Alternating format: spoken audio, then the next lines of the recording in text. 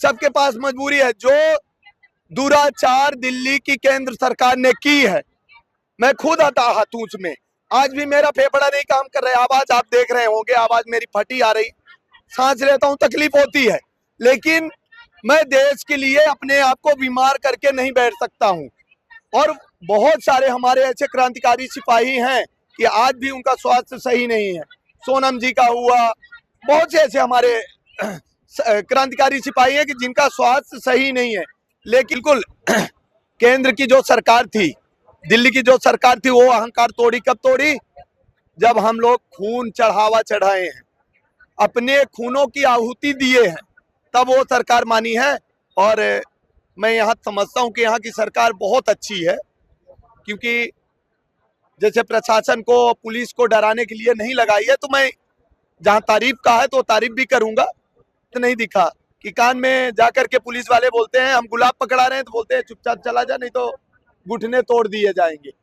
वो दृश्य अभी हमें यहाँ नहीं दिखा है। जंतर मंतर के प्रमुख चेहरा अनिल सिंह हमारे साथ हैं, जिनका सर फटा था और सीधे केंद्र की सरकार को चैलेंज दे दिए थे और कहा था कि जंतर मंतर तो अभी झांकी है, पूरा देश अभी बाकी है। आज झारखंड के छात्रों के लिए, जेनजीज के लिए आवाज बनने यहाँ रांची पहुंचे हैं। क्या कहेंगे अनिल जी, आज छात्रों की आवाज बनने यहाँ पहुंचे, आपका सर फटा था, जंतर मंतर पे जो मंजर देखने को मिला, आपको डर नहीं लग रहा? बिल्कुल नहीं, हमें डर तो उसी दिन खत्म हो गया था। हमने कहा था कि हाँ मैं भगत सिंह हूँ, हाँ मैं सुखदेव सिंह हूँ, मैं चंद्रशेखर हूँ। पर वो अपने हाथों से अपने फांसी का फंदा अपने गले में डाल लिए थे, तो क्या मैं उनकी कुर्बानी को भूल जाऊंगा? तो बहुत सारी चीजें हैं, जब हम इतिहास में जाते हैं तो बहुत सारी चीजें आती हैं और रोम रोम खड़ा हो जाता है कि बहुत हमने जो आजादी हासिल की थी तो बहुत कुर्बानियां देके हासिल की थी। और आज हमारा लोकतंत्र ऐसे नेताओं के हाथ में है जो हमारे साथ तो किए ही, किसान के साथ शोषण किए, जवान के साथ शोषण किए, अब ये हमारे भविष्य के साथ शोषण करने की दिशा में काम कर रहे हैं। तो सरकार को मैं आगाह करना चाहता हूं कि संभल जाओ, ये लोकतंत्र है। अगर आप इस चीज को नहीं संभाल सकते तो बैकफुट पे जाओ, कोई जरूरत नहीं। हमारे जवान, हमारे युवा, हमारी आने वाली पीढ़ी उसके लिए तैयार है, पूरे देश को संभालने के लिए। उनके कंधे मजबूत है, किसानों के कंधे मजबूत है, मजदूरों के कंधे मजबूत है, क्योंकि ये अपनी मेहनत की रोटी खाते हैं। हमारे फंड से चलने वाली सरकार हम ही पे अत्याचार कर रही, शोषण कर रही। तो उस सरकार को मैं याद दिलाना चाहता हूं कि आप हमसे चलते हो, हम आपसे नहीं चलते हैं। झारखंड में जेपीएससी या जेएसएससी जैसे पेपर जो हैं लीक नहीं हो रहे हैं, सीधे बिक जा रहे हैं, इस तरह के छात्रों का आरोप है। देखिए, ये शोषण करने की दिशा में आपने बात छेड़ी है। ये हमारे ही बच्चों का, पहले तो हम पढ़ाई में पैसा लगाते हैं, जब पेपर होता है तो ये बेच के अपने आप में धनाढ्य बनते हैं, ठीक है। हमारे टैक्स के पैसे से इनका देश नहीं चल रहा है, हमारे बच्चों का भविष्य बेच करके इनसे देश नहीं चल रहा है, किसानों की जिंदगियां दांव पे लगा करके इनसे देश नहीं चल रहा है, और कर्जा ले करके, विदेशों से कर्जा ले करके इनसे देश नहीं चल रहा है। तो ऐसे नेताओं की क्या आवश्यकता है, ऐसी पार्टियों की क्या आवश्यकता है हमारे देश में? हमारे युवा चला लेंगे, छोड़ो आप गद्दी, हमारे युवा चला लेंगे, हमारे जवान चला लेंगे, हमारे किसान मजदूर चला लेंगे देश को। तुम्हारी आवश्यकता नहीं है भाई। तुम्हारे कार्यालय जो बन रहे हैं, 500-500 करोड़ में कार्यालय बन रहे हैं, बच्चों को तुम नौकरी नहीं दे पा रहे हो, भूखमरी चारों तरफ से है। मतलब टिटिम्मा, तुम विदेश में जाकर के टिटिम्मा दिखाते हो कि हम बहुत बाहुबली शक्तिशाली बन गए हैं, और यहाँ नौकरी नहीं दे पा रहे हो, फील्ड पे उतर के नहीं देख पा रहे हो कि आप कर क्या रहे हो। आज भी वही परिस्थिति है। हाँ, सोशल मीडिया के माध्यम से कुछ आप प्लेटफॉर्म तैयार किए हो कि उसी का फोटो खींच करके और सोशल मीडिया पे डालते हो कि हमारा देश बहुत शक्तिशाली है। तो आप करना क्या चाह रहे हो? हमारे देश की बदनामी तो आप जाकर के विदेश में करवा रहे हो। जो विदेश देखता होगा तो क्या बदनामी होती होगी कि बच्चे रोड पे, किसान रोड पे, मजदूर रोड पे, तो सबको रोड पे ले आ दिए हो। सरकार किसी की भी हो, हम पक्ष विपक्ष की बात नहीं करते हैं। जो हमारे बच्चों का, हमारे अधिकारों का हनन करेगा, उसके सामने सीना और सर दोनों रहेंगे। अच्छा, आप जंतर मंतर पे प्रमुख चेहरा रहे, कई नेशनल मीडिया चला रही है कि जो जंतर मंतर पे लोग दिख रहे थे वो झारखंड क्यों नहीं जा रहे? आप तो झारखंड में आ गए, उनको क्या जवाब? देखिए, मजबूरी है, सबके पास मजबूरी है। जो दुराचार दिल्ली की केंद्र सरकार ने की है। मैं खुद आता हाथूं उसमें, आज भी मेरा फेफड़ा नहीं काम कर रहा है, आवाज आप देख रहे होंगे, आवाज मेरी फटी आ रही, सांस लेता हूं तकलीफ होती है, लेकिन मैं देश के लिए अपने आप को बीमार करके नहीं बैठ सकता हूं। और बहुत सारे हमारे ऐसे क्रांतिकारी सिपाही हैं कि आज भी उनका स्वास्थ्य सही नहीं है। सोनम जी का हुआ, बहुत से ऐसे हमारे क्रांतिकारी सिपाही हैं कि जिनका स्वास्थ्य सही नहीं है, लेकिन हम अपने बीमारी का वास्ता देकर रुक नहीं सकते हैं।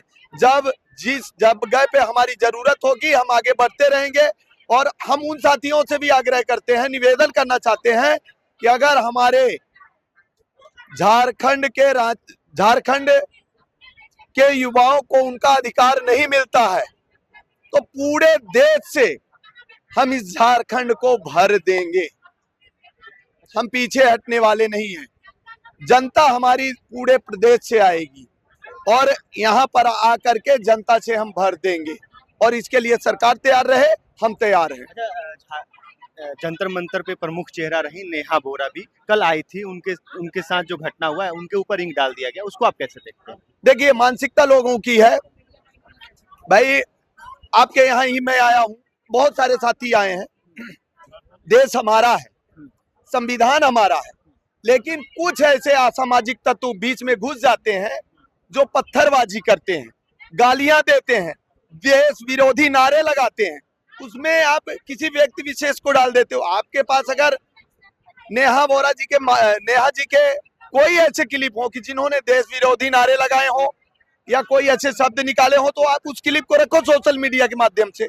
हम देखते रहते हैं, हमें सोशल मीडिया में कोई ऐसे नारे नहीं मिले और देश विरोधी नारे नहीं मिले। तो कुछ ऐसे असामाजिक तत्व होते हैं, कोई लिंक डालेगा, कोई पत्थर मारेगा, कोई गालियां देगा, हमें भी भिखारी बोला जाता है सोशल मीडिया में। हमारे अपने मतलब क्या कहते हैं ना, सोशल मीडिया में हमारे अपने जो हमारे रिश्तेदार होते हैं, जो हमारे अपने होते हैं, वो भी हमको भिखारी बोलते हैं। ये बहन मिली है, ठीक है, इनका जोड़ा अभी 4 महीने शादी को हुआ है और दोनों पति पत्नी दोनों मैदान में है। तो बोलने को किसी का मुंह नहीं बंद किया जा सकता है।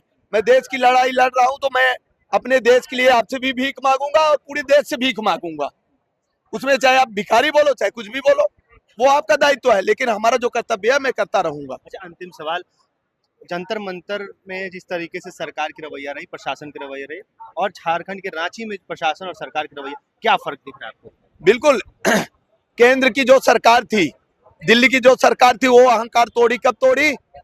जब हम लोग खून चढ़ावा चढ़ाए हैं, अपने खूनों की आहुति दिए हैं, तब वो सरकार मानी है।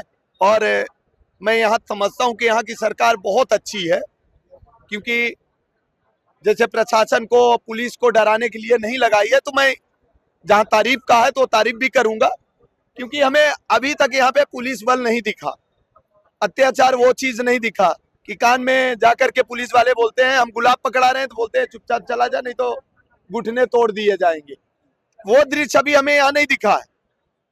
तो मैं सरकार से निवेदन करना चाहूंगा कि अहंकारी रूप त्याग दे, छोड़ दें। ये बच्चों का अधिकार है, ये आपको देना पड़ेगा, और आप प्यार से दे दोगे तो ठीक है, आप प्यार से नहीं दोगे तो हम छीनना भी जानते हैं।